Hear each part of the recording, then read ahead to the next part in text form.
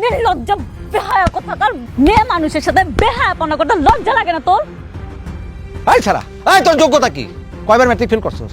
যায় তোর লগে আর তুই ভালোবাসবি ছায়ারে, কারণ ছায়াও ম্যাট্রিক ফেল করছে আর তুই নিজেও ম্যাট্রিক ফেল করছস।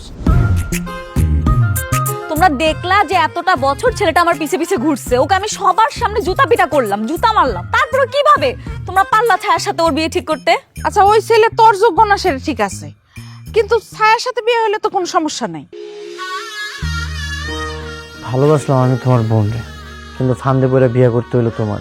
সবসময় সুন্দর মতো থাকবা, কেন আমি বুঝতে না পারি তুমি আমার বউ নাকি শালি। কি ব্যাপার, দিয়ে আরেকবার হাসো তো। আরে আমার পুরো কপাল, তোর বোন যে আমার জুতা দিয়ে মারতেছিল সেটা অনেক ভালো ছিল।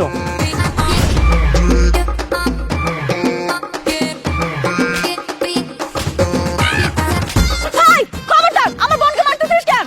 যে তোর অপমান করছে পারলে তারে কিছু কর, নিজের বউরে পিড়িয়ে কোনো লাভ আছে? তোর বউ আর শালে তো জমজ বই, সুযোগটা কাছে লাগা।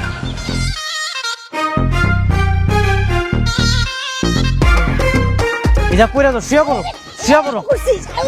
আমার মা এই জায়গায় একা একা কাজ করতেছে আর তুই ঘরে বসে বসে আরাম করতেছ। তুই এত খারাপ কেন কত? তুই বউরেও মারস, শালিরেও মারস। আপনি একটা কাজ করেন, আপনি আমার শালি আর বউয়ের মধ্যে এক্সচেঞ্জ করে দেন।